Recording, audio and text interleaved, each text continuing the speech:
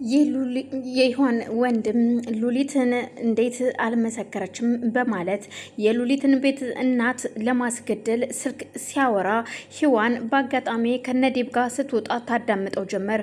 ወይ ወንድሜ እዚህ ጋር ቆሞ ስልክ እያወራ ነው እንዴ ብላ ደስ ብሏት በር ከፍታ ስትመጣ የሚያወራውን መስማት ስትሰማው እጅግ የሚዘገን ነገር ትሰማለች።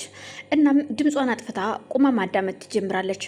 የሚያወራውም እናቷን የሆነ ወንጀል እንዲያደርስባትና እንዲገላት ከዛም ደግሞ ይሄው ልጅቷን የት እንደምትውል እንዴት የምትንቀሳቀስበት የምትወጣ የምትገባበትን እንዲከታተልለት ይነግረዋል።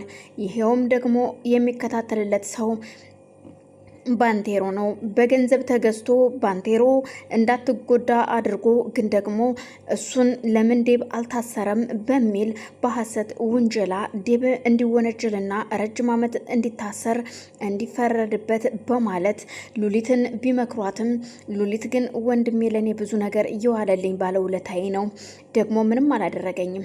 ምን አደረገኝ? ማንኛውም እህትና ወንድም እንደሚተኛው አዎ ተኝቻለሁ። እጁን አንተርሶኝ ተኝቼ ነበረ። ከዛ ባለፈ ግን ምንም የተደረገ ነገር የለም። ስለዚህ ወንድሜን በፍጹም በማንም ምክር ወንድሜን መወንጀል አልፈልግም፣ እንዲፈረድበትም አላደርግም በማለት ወደ ፍርድ ቤት ሄዳ ሁሉም እየሳቀ በሳቅ በደስታ ቢጠብቁ የጠበቁትን ነገር እንደጠበቁት አላገኙም። ሉሊት ሄዳ እንዲፈታና በሐሰት እንደታሰረ ትመሰክርለታለች። እሱም በዋስ ተፈቶ ሻንጣውን ይዞ ይመጣል። ሮዛ ቤት ውስጥ ነበረች። ሂዋንም ቤት ውስጥ ቁጭ ብለው ስለነበረ ሂዋን ቤት ውስጥ ቁጭ ብላ ዴብን ፎቶውን በስልኳ እያየች የእውነት ዴብ እወድሃለሁ፣ ግን ምን አባቴ ላድርግ? ይኸው ያደረከው በዚች በአንድ ፍሬ ልጅና በወንድሜ ላይ ያደረከው ነገር ነው እንደዚህ እንድጨክን ያደረገኝ እንጂ ዴብ እወድሃለሁ እያለች ብቻዋን ታወራለች። እናም በዛን ሰዓት እንዴ በሩን ከፍቶ ይገባና ሳታስበው እሷ ሻንጣውን ፊት ለፊቷ ሲወረውር ትደነግጣለች። ዴብ ከየት መጣህ በማለት ግራ ቀኟን ብትጎበኝም መጣው። ምን ነው የአንቺ ያሰብሽው ሌላ ነበር፣ ግን ደግሞ አንቺ ካሰብሽው እየለቀ እግዚአብሔር እየፈቀደው ሆነና መጣው ወደ ቤቴ በማለት ይመልስላታል። እናንተማ በሐሰት አስወንጅላችሁ እኔ እንድታሰር ነበር ህልማችሁ፣ ግን ደግሞ ህልማችሁ አልተሳካላችሁም፣ ተጨናቅፎባችኋል በማለት ሲነግራት ይኸውልሽ አንድ ነገር ልንገርሽ፣ በሰው ላይ ከመፍረድሽ በፊት መጀመሪያ ስለ ወንድምሽ ምንነትና ምን እንደሚያደርግ ማወቅ አለብሽ።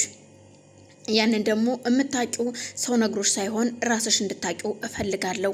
አልገባኝም ዴብ፣ እስኪ ተረጋጋና ልታስረዳኝ ትችላለህ ወይ በማለት ስጠይቀው ይኸውልሽ እኔ ምንም የማስረዳሽ ነገር የለም፣ እኔን ምንም ነገር ልታደርጉኝ አትችሉም።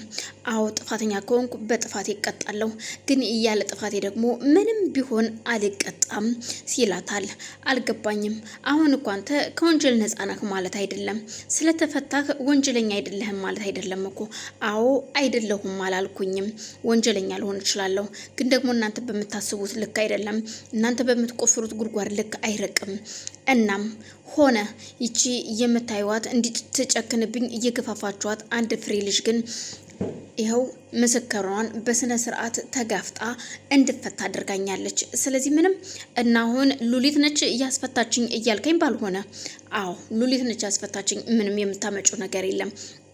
ግን ደግሞ ወንድሜ እያልሽ የምትንሰፈሰፊለትና የምትንገበግቢለት ወንድምሽ ምን እንደሚሰራ መጀመሪያ ረጋ ብለሽ ይሁንና ከዛም በኋላ ማን ነው ጥፋተኛ ወይስ ማን ነው ወንጀለኛ የሚለውን ያን ጊዜ ይገባሻል። አሁን ላንቺ ብነግርሽም ምንም ስለማይገባሽ ምንም በከንቱ መድከም አልፈልግም። አሁን ዘወር በይልኝ ከመንገዴ ላይ በማለት ገፍትሯት ወደ መኝታ ቤት ይሄዳል። ሂዋንም ግራ ተጋብታ ቆይ ምን እያለ ነው? ወንድሜ ምንድን ነው ያደረገው?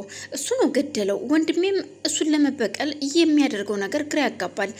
ብቻ ግን ወንድሜ ማዳመጥ አለብኝ በማለት እስኪ ቆይ ብላ ቁጭ ብላ ያለ በአጋጣሚ አንዲት ሴት ትመጣለች። የመጣችዋ ሴትም እንዲሁ ከሂዋን ወንድም እየተላከች ሉሊትን መክራት፣ እናም ዴብ እንዲታሰርና እንዳይፈታ አድርጊው፣ አንቺ ሴት ስለሆንሽ በሴትነትሽ የደረሰብሽን ነገር ባይደርስብሽም በሐሰት እየነገርሽ እንዲትወነጅለው ሙያት ተብላ ተለካ የመጣች ናት።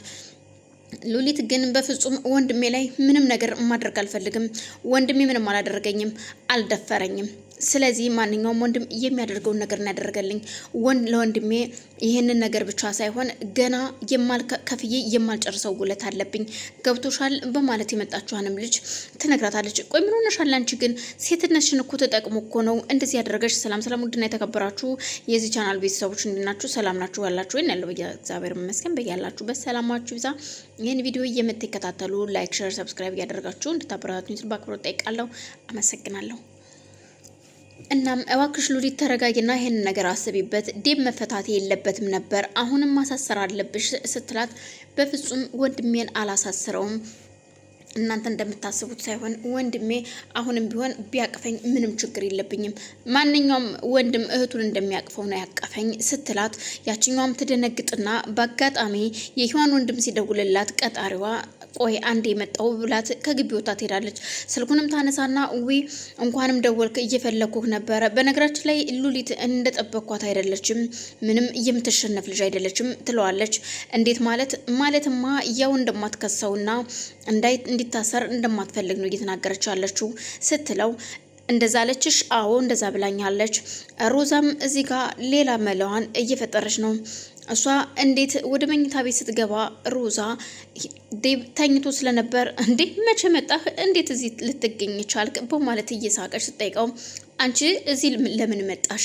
እኔ ሳይሆን አንቺ ነሽ ለምን መጣሽ የምትባየው፣ እኔማ ቤቴ ነው ስትለው ይሄ የኔ ቤት እንጂ ያንቺ ቤት አይደለም። ከተኛበት ተነስቶ ምን ፈልገሽ ነው ንገሪኝ።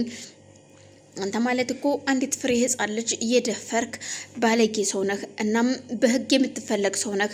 እንዴት ወጣህ ከህግ አምልጠህ? በማለት ስትከሰው አንቺ ልጅ ዝም ብትይ ይሻልሻል፣ ማንንም አልደፈርኩኝም በማለት እሱም ለሷ ሲነግራት ግራ ትጋባለች።